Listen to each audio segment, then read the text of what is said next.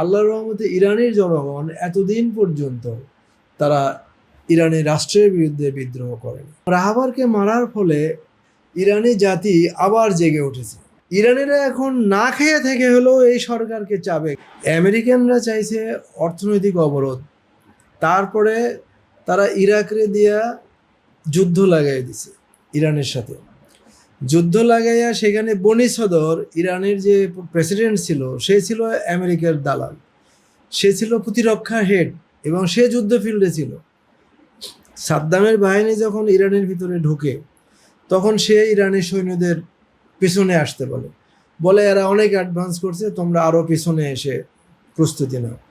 তারা পিছনে আসে। এইভাবে পরপর 3 বার ইরানের সৈন্যদেরকে পিছিয়ে নিয়ে এসে সাদ্দামকে এই যে আহওয়াজ, খুজিস্তান, এই সমস্ত এলাকাগুলো দখল করার সুযোগ করে দেয়।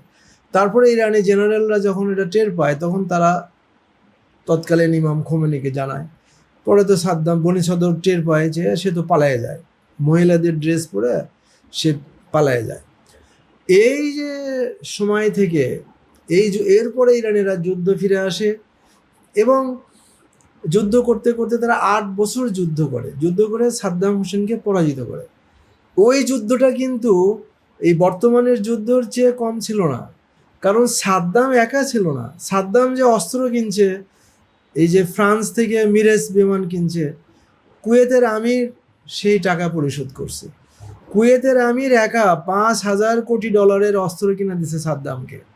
এবং এই যে সৌদি আরব, তারপরে যে আমিরাত, ইরাক তো আছেই, এরা সাদ্দামকে অস্ত্র সহযোগিতা দিছে, আমেরিকা প্রযুক্তি সহযোগিতা দিছে। এরপরেও ইরানিদের সামনে টিকতে পারেনি।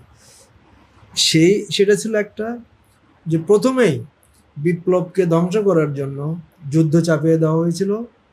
সেই যুদ্ধে যখন আপোষ হয়ে যাচ্ছিল, সাদ্দামের সাথে যখন কূটনৈতিক সম্পর্ক হয়ে যাচ্ছিল, ইরানের ফরেন মিনিস্টার বেলায়েতি এবং তারেক আজিজ যখন তেহরান এবং বাগদাদ সফর করতেছিল, তারা যখন শান্তি চুক্তিতে আসতেছিল এবং চুক্তি হয়েও গেছিল, ঠিক তখন আবার আমেরিকা সাদ্দামরে দিয়া কুয়েত অ্যাটাক করাইয়া ইরাকের 10 লক্ষ বাহিনী সমস্ত অস্ত্রশস্ত্র ধ্বংস করে ইসরায়েলকে সেভ করে। ওটা আরেকটা শয়তানি।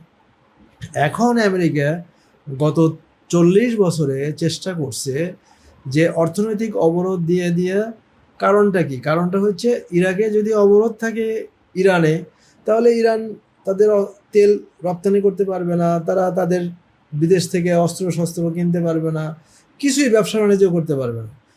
আর এটা না পারলে ইরানে দুর্ভিক্ষ দেখা দেবে, জনগণ রাস্তায় নামবে এই বিপ্লবের বিরুদ্ধে। এটাই ছিল তাদের লক্ষ্য। কিন্তু আল্লাহর রহমতে ইরানের জনগণ এতদিন পর্যন্ত তারা ইরানের রাষ্ট্রের বিরুদ্ধে বিদ্রোহ করেনি। এইবার এসে তারা আমেরিকা হঠাৎ করে ডলার সংকট ফেলাইয়া এই যে $1,30,000 30,000 মানে ইরানি টাকা $1 যে আসছে, তখন হঠাৎ করে, আর এর পিছনে রেজা শাহর ছেলে যে আমেরিকায় ছিল তাকে তারা তৈরি করছে। এবং ইরানের ভিতর প্রত্যেকটা ইউনিভার্সিটিতে, বিভিন্ন প্রভিন্সে তারা পয়সা দিয়ে, ডলার দিয়ে ইরানেদেরকে তারা তাদের লাইনে নিয়ে আসছে। ইভেন ইরানে তারা ড্রোন কারখানা করছিল। এর আগে যখন 12 দিনের যুদ্ধ হলো তখন দেখা গেল যে ইরানের ভিতর থেকে ওই ড্রোনগুলো মারছিল, ইরানে জেনারেলদেরকে যে মারছে। এগুলো তারা করে আসছে ইসরায়েল এবং আমেরিকা এবং রেজা শাহর ছেলে। এই গাদ্দারদের ভিতরে ইরান টিকে আছে। এবং এখন যেটা হলো, আমি একটু ইরান নিয়ে চিন্তিত ছিলাম যে এই যে দেশে মানে প্রত্যেকটা শহরে শহরে যে বিক্ষোভ হচ্ছে, এই বিক্ষোভ কতদিন এটা আটকায় রাখবে।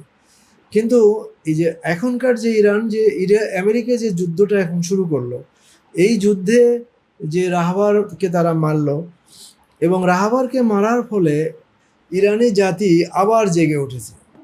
তাদের সমস্ত কষ্ট তারা ভুলে গিয়ে তারা রাস্তায় নামছে। প্রত্যেকটা শহরে কোটি কোটি মানুষ রাস্তায় নামতেছে, গত 3 দিন ধরে তারা শোক করতেছে।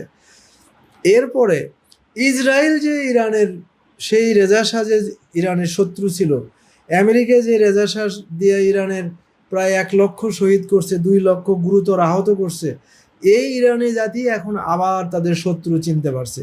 এবং এইবার রেজা শাহর ছেলে এই হারামজাদা এখন আর ইরানিদের সামনে আর টিকবে না। এইটা এখন তাদের সামনে পরিষ্কার হয়ে গেছে যে এই হলো আমাদের শত্রু। এরপরে ইরানিরা এখন না খেয়ে থেকে হলেও এই সরকারকে চাবে, কারণ হচ্ছে ইরানিরা যে বীর জাতি, যোদ্ধা জাতি, এই ইসলামিক রিপাবলিক, এই আয়াতুল্লাহ খামেনেইর যে বর্তমান প্রশাসন, তারা এটা আবার প্রমাণ করছে যে তারা একসাথে কতগুলো দেশের সাথে তারা যুদ্ধ করে টিকে আছে। এবং এই যে আমেরিকার 27টা আমেরিকার সামরিক ঘাঁটি একসঙ্গে উড়িয়ে দিছে, আজকেও সৌদি আরবে মার্কিন দূতাবাস উড়াই দিছে, আরও বিভিন্ন জায়গায়। তো এবং ইসরায়েলে কিভাবে বোমা, মানে ইসরায়েল আর এইভাবে 3 দিন চললে ইসরায়েলের অস্তিত্ব থাকবে না। তো এখন ইরানিরা এটা গর্ব করবে, ইরানি জাতি এখন গর্ব করবে যে না, আমাদের এই ওই রেজা শাহর ছেলে যে বলতেছে আমেরিকাকে সব দিয়ে দিবে, ইসরায়েলের সাথে তারপরে এই আণবিক বোমা বানাবে না, মানে আমেরিকা যদি এই রেজা শাহর ছেলেকে বসাইতে পারে তাহলে ইরানকে আবার সেই আগের অবস্থায় নিয়ে যাবে। মানে রেজা শাহ ইরান থেকে এই একটা বুলেটও তৈরি করতো না, এবং ইরান যে একটা কৃষি নির্ভর দেশ সেটাকে তারা ব্যবহার করে নাই। মাত্র 10% কৃষি দ্রব্য, এই খাদ্য শস্য তারা উৎপাদন করতো, আর সব কিছু আমেরিকা থেকে নিয়ে আসতো। ইসরায়েলি ফরাসি ডাক্তার ইরানে ছিল, ইরানি ডাক্তার, নিজস্ব ডাক্তার ছিল না। এখন ইরান প্রচুর ইরানি ডাক্তার, বিদেশি কোনো ডাক্তার নেই, বরং ইরানি ডাক্তাররা ইরাক, আফগানিস্তান, তারপরে তাজিকিস্তান, এইসব দেশে ইরানি ডাক্তাররা এখন চাকরি করতেছে।